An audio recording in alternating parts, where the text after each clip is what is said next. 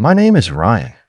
When I was 25 years old, I had been working as an elementary teacher for 3 years. At the start of my fourth teaching year, I was one of three male teachers on my campus. While I taught fourth grade, Bill taught second grade, and George taught physical education. Given how different we were from our colleagues, I suppose that it was inevitable that we would become friends, unified, I suppose, by our differences. While all of our other colleagues were female, most of whom were married, Bill, George, and I were single. All three of us were also the victims of trauma. Both George and I had been abused by our parents. Bill's trauma was new, recent, deep, and ongoing because his wife had divorced him and fled across the border to her native Mexico. What made this even worse was that she had taken their 2-year-old son with her, and his efforts to get his child back were hampered by the cost of fighting through two different legal systems, one in Texas where he sued for custody, and one in Mexico where he struggled to have any sort of custody even recognized by the Mexican courts.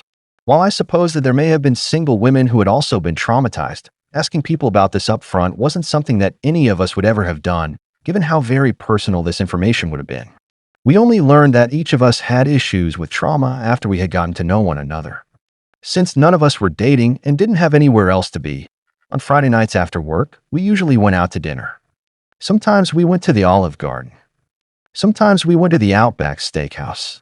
But mostly we went to the Catfish Parlor, mainly because it was cheap and also because the restaurant was centrally located to where each of us lived. The Catfish Parlor was and remains a family-owned restaurant that was known for their batter-fried catfish that was served with coleslaw and hush puppies. It was a country-style, rustic sort of place that offered cocktail peanuts in small metal pails as appetizers. Diners would shell the peanuts prior to tossing the empty shells onto the restaurant floor. Cold draft beer was available in tall plastic cups or by the pitcher. For a bit extra, a diner could order all-you-can-eat fried catfish. This became our routine for 2 years. On Friday nights, we'd meet up in the parking lot, and after a brief go-around that usually consisted of, "Where do you want to go for dinner?" I don't know. Where do you want to go for dinner? Our default was almost always the Catfish Parlor. Of the three of us, I tended to be shy, quiet, and introverted. Bill tended to be quiet and moody given his ongoing issues with his ex-wife. George was extroverted. Everyone liked George because he was so friendly and personable. At the end of my second year with this district, our school was closed. Due to an airport expansion, our school was slated for demolition so that the airport could expand its runways. I lost touch with Bill after he got transferred to another school within our district. George and I wound up at Hillcrest Elementary, where he continued working as a PE teacher while I continued employment as a fourth grade teacher. Since I had purchased a house 2 years earlier with a variable rate mortgage, my rising mortgage rate when combined with my student loan payments for my master's degree were metaphorically killing me. During the summer before we started work at Hillcrest, George taught me how to drive a school bus using a bus that he had signed out from the district transportation department. After I got my commercial driver's license, the district employed me as a part-time school bus driver. I drove a bus before school and after school.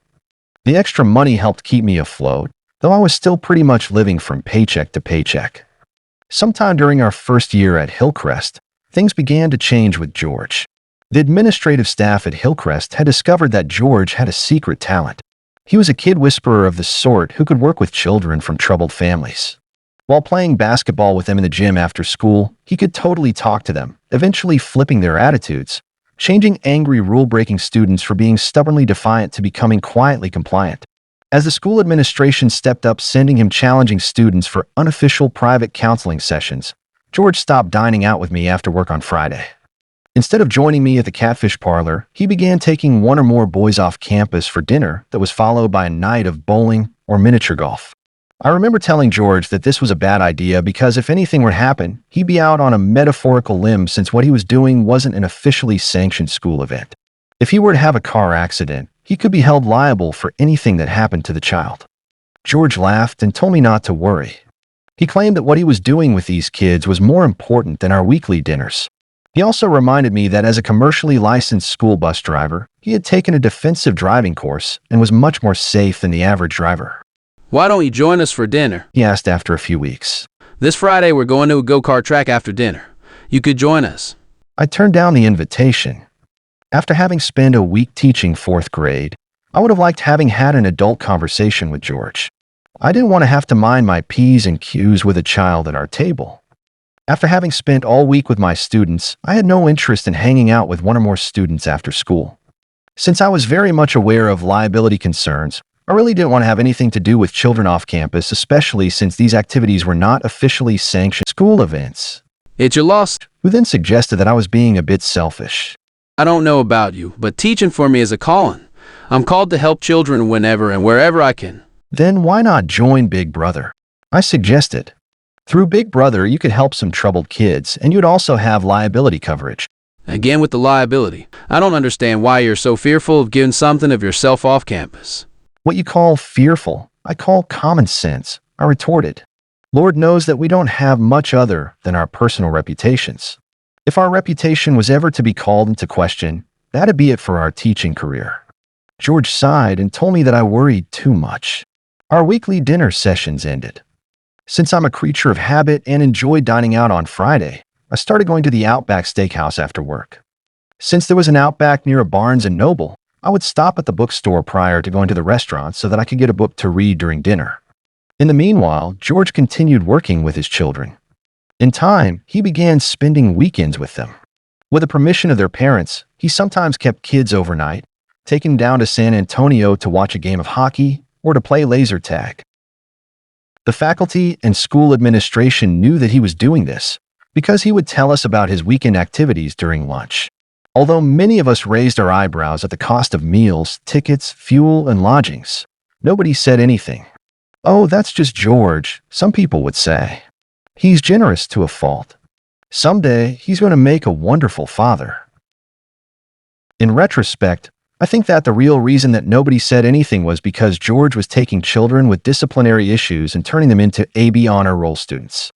Although we no longer ate out, George would still sometimes call me over the weekend. Some of the conversations got really strange. On one occasion, George asked me what I thought about the idea of marrying the single mother of 2 twin boys. "Have you been dating the mother?" I asked. No, but I really like the boys and they could use a father. "But the mother could also use a husband. How can you think of marrying a woman whom you have never dated?" She's fallen on hard times. If she married me, I could financially support her and the boys. "So you're going to take advantage of an impoverished woman?" I asked. "You're going to play on her need for financial stability and a home?" You're making this sound strange. "That's because this is strange. You're talking about marrying a woman whom you've never dated so as to be able to care for 2 boys. That is the very definition of strange." You don't understand. The line went dead after George hung up on me. But George was right. I didn't understand. Why would anyone want to marry a woman simply so as to have the opportunity to care for 2 boys? The conversation started to get even more strange. About a month later, George called me again. Do you like children? "What do you mean, do I like children?" "I like them enough to teach them. It doesn't mean that I want kids of my own or to hang out with them like you do." I like children. I snorted. "Well, I hope so," I said. "It'd be kind of hard for us to do our jobs if we didn't like the children we have to teach." Do you ever think about your kids when you're off campus? "Sure," I said. "Right now, I'm wondering if Antonio is going to complete his book report for tomorrow. I'm wondering if Elizabetha and Summer are working with their parents to learn their multiplication facts. I'm sure as heck wondering if Daniel is going to continue missing school because he's getting awfully close to receiving denial of credit for having too many absences." That's not what I'm talking about. Let me put it another way. If you knew someone who really liked children, liked being with them, and thought about them all the time, what would you do? I shook my head before abruptly realizing that George couldn't see this gesture over the phone. "I don't understand," I told my friend. You know how a man lies with a woman? What if you were a man who liked to lie with children? It took me a long moment to realize what George was talking about. "OMG," I shouted. "Are you talking about sleeping with children? What the heck is wrong with you?" Easy, easy. It's just a hypothetical question. "It's a frigging stupid hypothetical question. This is the sort of question that could get you an invitation to a private necktie party if you spoke to the wrong folk." And what about you? Would you help with stringing up a pedophile? I thought about it. "No," I finally said. "I wouldn't be willing to take the law into my own hands. But if I knew that someone was a pedophile, I'd call the cops." But what if that person had a really good reason as to why they were the way they were? "George," I said, "we're talking about children. Innocents. People who are too young to give their legal consent. As teachers, we have a duty to report pedophilia or any other kind of suspected abuse or neglect. Now what are you trying to tell me? Do you know a pedophile? Nah, like I said, I was just asking a hypothetical question. I didn't know what to think after having had this conversation. This was not the first strange conversation that we had ever had. George had once asked me to imagine a world that was dominated by cats and where people were pets. He had asked me to think of an educational system where students received no grades. He had even asked me if I ever thought that people would ever go vegan. Keeping in mind that we were living in Texas, that particular question was even stranger than you might think. But the conversation that we had just had went beyond strange. While teachers had a duty to report, what did I have to actually say to Child Protective Services? Although George was hanging out with kids after school and over the weekends, that wasn't illegal. He was also doing this with a nod from the school administration and the permission of the parents. In the end, I decided to say nothing because I had no proof of any wrongdoing. About a week later, I was having lunch with George in the faculty lounge. I'm not driving a bus this afternoon. Announced George as he munched on a ham and cheese sandwich. I'm buying Jared a bike. The other teachers gasped. Jared was George's latest project. As with the other students who had been mentored by George, Jared had been a troubled and failing student who had recently improved his behavior. Why are you buying Jared a bike? Asked one of the teachers.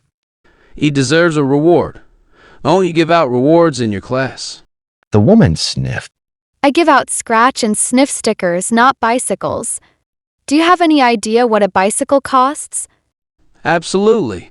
I'm buying one this afternoon. The woman cleared her throat. So what did Jared do to earn a bike? George smiled. He earned points by completing a number of tasks on my wish list. A wish list? What's a wish list? Are you talking about chores? I asked. George's smile got even bigger. Yes, chores.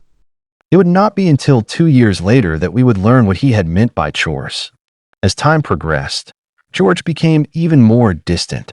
Our phone calls became less frequent, and the talks we had were of a short duration, staying well away from any topic of George's boys. 2 years passed. At the end of my 5th year with the district, shortly after summer vacation had begun, I turned on the TV and was shocked to see a news bulletin in which the police were making George doing a perp walk out of his home. The officers marched him down the driveway. Cameras flashed as reporters shouted questions that went unanswered. George was placed in the back seat of a patrol car. The image shifted to an on-scene reporter. After having received a report about an alleged act of indecency with a child, police who knocked on the door of one George Weldon Smith, a teacher with the Del Valle Independent School District, were unexpectedly confronted by a naked 9-year-old boy. Upon further investigation, they found Smith naked in his bedroom. Smith was subsequently arrested for alleged indecency with a child and aggravated sexual assault. I watched the news story with a growing sense of disbelief. There had to have been a mistake, I thought. I had, after all, worked with this man for 5 years. It was at that moment that the news reporter announced that the police had found naked photographs of George with children. They had also allegedly found child pornography on the premises. As if on cue, an officer emerged from the house holding a cardboard box. George's words abruptly echoed in my mind. I like children. What if you were a man who liked to lie with children? He earned points by completing a number of tasks on my wish list. I suddenly felt sick to my stomach. All of this time, George had been playing with us, dropping hints about his activities. I found myself wondering if George had secretly been laughing at us as he dropped hints about his activities. Did he think that he would never be caught? Did he think that he was clever? As for George's wish list, the police later reported that George had used a wish list to offer awards points for children who performed various acts. These points could then be accumulated and redeemed for any number of awards like video game consoles and bicycles. What I found bitterly ironic about this entire situation was that the person who turned him in was Jared, the kid that George had bought a bicycle for some 3 years earlier. It turned out that George liked young boys, and when this child aged out, he was replaced. Jared is alleged to not have taken this rejection well. He is further alleged to have waited outside George's home until he saw George returning with a younger boy. Once the two had entered the home, Jared called the police, knowing what they would likely find. My colleagues and I were all shocked and angered by the news. It didn't take us long to cycle through the 5 stages of grief. At first, we didn't believe what had happened. When the police found photo albums of George who was naked with different children, We became really angry because what George had done was a betrayal of the entire teaching profession. It was an abuse of the trust and rapport that we as teachers were expected to develop with our students. We then got into bargaining, thinking that if we had done a better job with reading between the lines when George talked about his wish list and how children had to earn points to get rewards, perhaps George could have been caught earlier. From there, we became depressed. Fingers were pointing, and people began playing the blame game. Our school administration was criticized for having referred troubled boys to George for his unofficial counseling sessions. Any of George's friends, including myself, were roundly criticized for not having known that George was a pedophile. After working through depression, we came to accept that George had tricked all of us. 2 years after his arrest, George went to trial. Although the photographic evidence in the picture albums could have resulted in dozens of charges, the district attorney decided against pursuing many of these charges since identifying and finding these children would have been challenging. We were, after all, a school district that primarily served low-income children. Due to issues with unpaid rent, unemployment, and debt collection, our school had a high rate of student turnover. The photographs didn't include any names. Trying to identify who these students were could have violated FERPA, the Federal Education Right to Privacy Act. Showing pictures of students to one or more district employees in an effort to identify them would have also circulated word about their having been victimized by a pedophile. Instead of filing multiple charges, the DA decided to just file 2. One for indecency with a child and one for aggravated sexual assault. A jury found him guilty. George was given a 20-year sentence for indecency and a life sentence for aggravated sexual assault. The 2 sentences were set to run concurrently. Since Texas allows eligibility for parole with time off for good behavior, he was eligible for parole after 23 years. The only reason I know this is because I had watched a documentary about what life was like inside the Texas state prisons. One of the many things I learned was that convicted sex offenders were segregated from other prisoners for reasons of personal safety. I also learned that only the administrative offices and the health clinics were air-conditioned. Since the documentary included a segment about how to send gifts to prisoners, I visited the online store and ordered a trio of crossword puzzle books to send to George. Why did I do this? One of the things that really resonated with me as I watched the documentary was the explanation of what was meant by the term hard time. Although I had once thought that this term referred to hard manual labor, it actually referred to the fact that convicts have a lot of time to sit and do nothing. Not having things to do to occupy their time was what actually meant by hard time. I was surprised when George wrote back. He thanked me for my gift and apologized for what he had done. He further told me that he was looking forward to an upcoming parole hearing.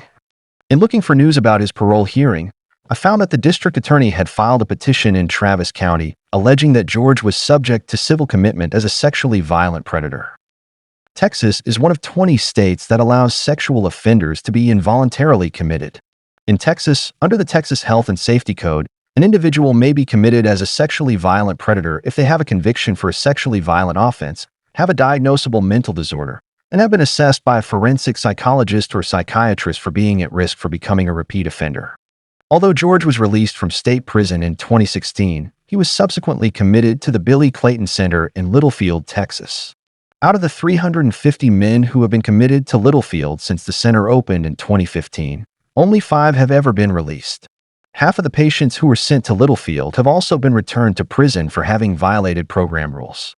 These rules include mandatory attendance at all scheduled counseling sessions, no use of drugs or alcohol, respecting others, and participation in daily chores. I would imagine that any violation would have been written up as a parole violation, which is why any rule breakers would have been returned to prison.